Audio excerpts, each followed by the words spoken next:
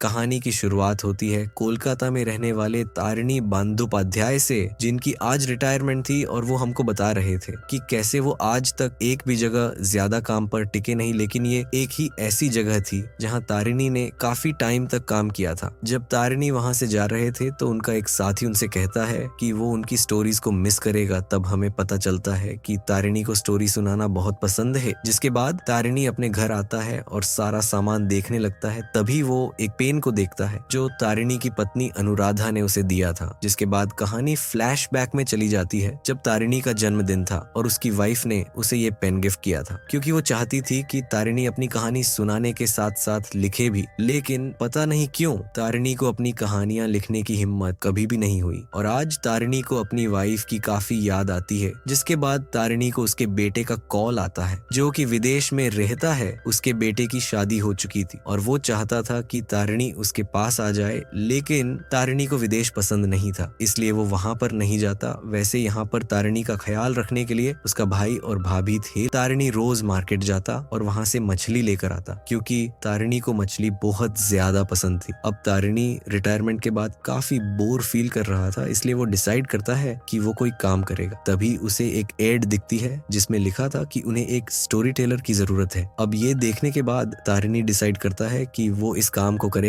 अब ये काम अहमदाबाद में था और वहीं पर उसका रहने का भी इंतजाम होने वाला था, इसलिए तारिणी कोलकाता से अहमदाबाद आता है और वहां पर गडरिया के घर में आता है जिसने ये एड छापी थी। अब तारिणी जब गडरिया से मिलता है तो वो उससे पूछने लगता है कि आखिर उसका स्कूल कहाँ पर है, क्योंकि तारिणी को लग रहा था कि उसे स्कूल में स्टोरी सुनाने के लिए बुलाया गया होगा। लेकिन गडरिया कहता है कि उसका कोई स्कूल नहीं है, उसे स्टोरी टेलर खुद के लिए चाहिए था, क्योंकि गडरिया को नींद नहीं आती थी। गडरिया कहता है कि उसका कपड़े का बहुत बड़ा कारोबार है, वो तरह तरह के नरम गद्दे बनाता है, लेकिन अपने बनाए हुए गद्दों पर उसे नींद नहीं आती। ये सुनने के बाद तारिणी उसे कहता है कि उसे कुछ दवाइयां लेनी चाहिए, लेकिन गडरिया कहता है कि अब तक मैंने सब कुछ करके देख लिया, लेकिन इतना सब कुछ करने के बाद भी उसे नींद नहीं आती है, जिसकी वजह से उसकी तबीयत खराब होने लगी है और अब उसे नींद की जरूरत है। तब एक औरत ने गडरिया से कहा कि जैसे छोटे बच्चे कहानी सुनते हुए सो जाते हैं, वैसे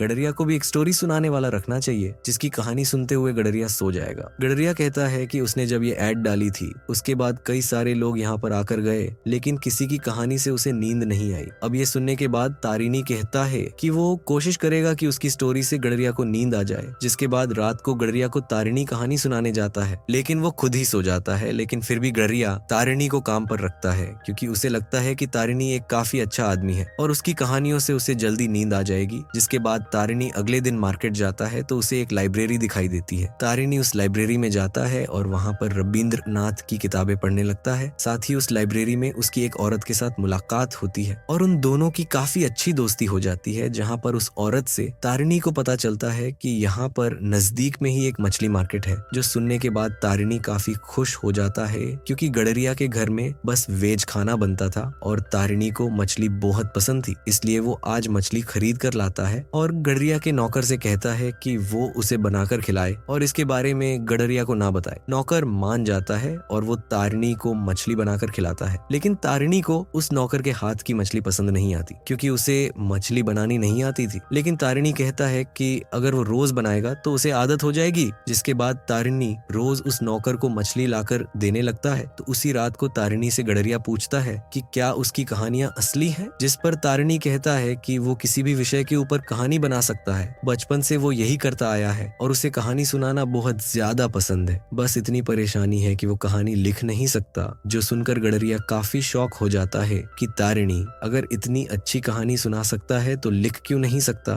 जिसका तारिणी के पास भी कोई भी जवाब नहीं था। जिसके बाद गडरिया तारिणी को बताता है कि उसने अपनी जिंदगी में बहुत ज्यादा पैसे कमाए, लेकिन वो सरस्वती नाम की लड़की से प्यार करता था, लेकिन उसकी शादी उसके साथ नहीं हो पाई, क्योंकि सरस्वती को कोई पैसे वाला नहीं बल्कि कोई आर्टिस्ट टाइप लड़का चाहिए था और इसी वजह से सरस्वती ने उसके साथ शादी नहीं की। साथ ही गडरिया बताता है कि 1 साल पहले ही सरस्वती के पति की मौत हुई है, जिसके बाद सरस्वती उससे फिर से मिली, लेकिन आज भी सरस्वती को मुझ में इंटरेस्ट नहीं है। जो सुनने पर तारिणी गडरिया को समझाता है कि वो अपनी लाइफ में आगे बढ़े, लेकिन गडरिया तैयार नहीं था। जिसके बाद हम देखते हैं कि गडरिया को पता चल गया था कि तारिणी यहाँ पर मछली खाता है, लेकिन फिर भी वो अपने नौकर को इसके उसके लिए नहीं रोकता और उसे कहता है कि वो तारिणी को मछली बनाकर खिलाता रहे। जिसके बाद ऐसे ही कुछ दिन बीत जाते हैं और तारिणी जब लाइब्रेरी जाता है तो उसे पता चलता है कि एक गोरकी नाम के राइटर की कहानियां बहुत ज्यादा फेमस हो रही हैं। जब तारिणी उन कहानियों को देखता है तो उसे पता चलता है कि ये तो उसी की कहानियां हैं जो उसने गडरिया को सुनाई थी। और ये सब देखकर तारिणी हैरान था कि गडरिया ने उसकी सारी कहानियां इस तरह से छापना शुरू कर दी थी, जिसके बारे में उसने तारिणी को कुछ भी नहीं बताया था। साथ ही गडरिया अपने नाम से उन कहानियों को छापा करता था। अब ये देखने के बाद तारिणी काफी शौक होता है, लेकिन फिर भी वो गडरिया से कुछ भी नहीं कहता। तो फिर दुर्गा पूजा आ रही थी, इसलिए तारिणी अपने घर वापस आता है। तारिणी को देखकर सभी लोग काफी खुश होते हैं। तो सभी लोगों को जब पता चलता है कि गडरिया ने तारिणी को इस तरह से धोखा दिया है तो वो काफी गुस्सा होते हैं, लेकिन तारिणी कहता है कि वो उसके यहाँ काम करता है। उसका काम है गडरिया को कहानी सुनाना, और कहानी सुनने के बाद अगर वो उस कहानी को सुनकर सो जाए या फिर उसे छापे, इससे उसे कोई भी मतलब नहीं है। इसलिए तारिणी गडरिया को कुछ भी नहीं कहता। जिसके बाद वहां पर दुर्गा पूजा होती है और तारिणी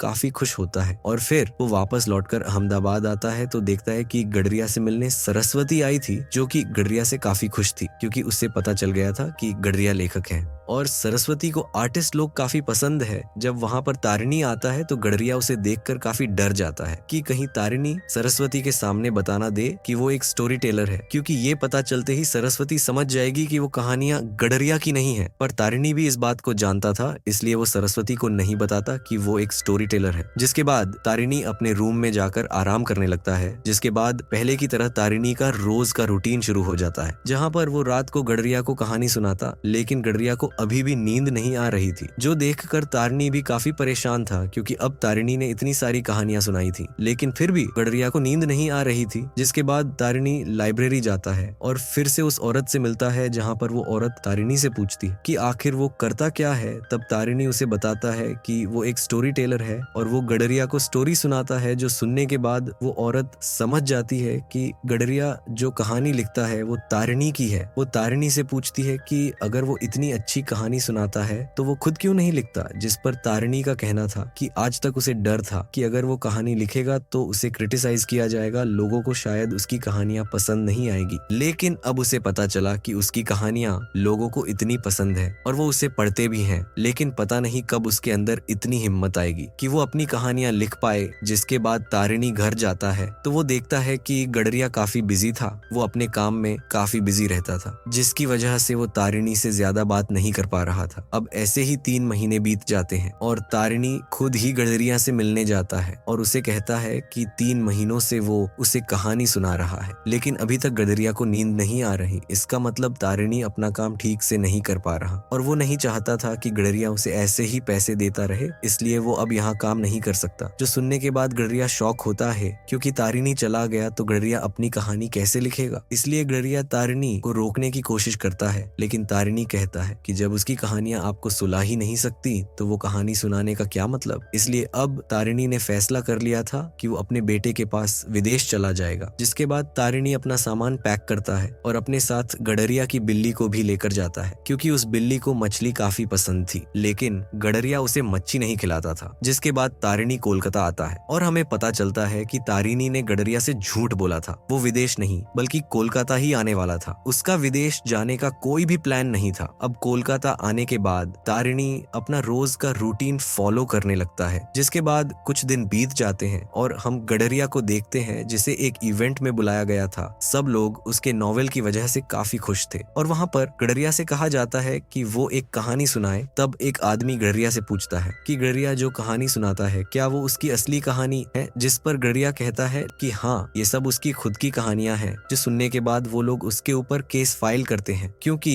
गडरिया ने जो कहानियां छापी थी वो तो रविंद्रनाथ की कहानियां थी और गडरिया को इसके बारे में पता ही नहीं था। गडरिया को तो लग रहा था कि ये सारी कहानियां तारिणी की है। और यहाँ पर हमें पता चलता है कि जब तारिणी को पता चला था कि गडरिया कहानियां छाप रहा है और वो दुर्गा पूजा से वापस आता है, तो उसने जानबूझकर रविंद्रनाथ की कहानियां सुनाई, क्योंकि वो चाहता था कि गडरिया को उसकी गद्दारी का सबक मिले। और इस तरह तारिणी ने अपना बदला ले लिया। तारिणी ने उसके साथ कितना बड़ा खेल खेला है, लेकिन वो तारिणी को कुछ कर भी नहीं सकता था, क्योंकि वो खुद ही तारिणी को धोखा दे रहा था। फिर जब सरस्वती को ये बात पता चलती है तो वो गडरिया को छोड़कर चली जाती जाती है क्योंकि वो किसी चोर के साथ रहना नहीं चाहती थी। जिसके बाद गडरिया काफी अकेला महसूस कर रहा था, लेकिन इस हादसे की वजह से वो एक बात समझ गया था कि वो कहानी अच्छी लिखता है। गडरिया का कहना था कि कहानी सुनाना या बनाना इतना इम्पोर्टेंट नहीं है, लेकिन कहानी लिखना बहुत ज्यादा इम्पोर्टेंट है। जिसके बाद हम तारिणी को देखते हैं जिसके अंदर भी हिम्मत आ गई थी और वो फैसला करता है कि अब वो भी अपनी कहानियां लिखेगा। जिसके बाद तारिणी वही पेन निकालता है जो उसकी वाइफ ने उसे दिया था और उसी पेन से अपनी खुद की कहानी लिखने लगता है, जो कि उसके लाइफ पे थी। तो वही हम गडरिया को भी देखते हैं जो तारिणी की लाइफ के ऊपर ही कहानी लिख रहा था और दोनों की कहानी बहुत ज्यादा मिलती थी। और इसी के साथ ये मूवी खत्म हो जाती है। अगर ये कहानी आपको पसंद आई हो तो इसे लाइक करें और अपने चैनल को सब्सक्राइब करें।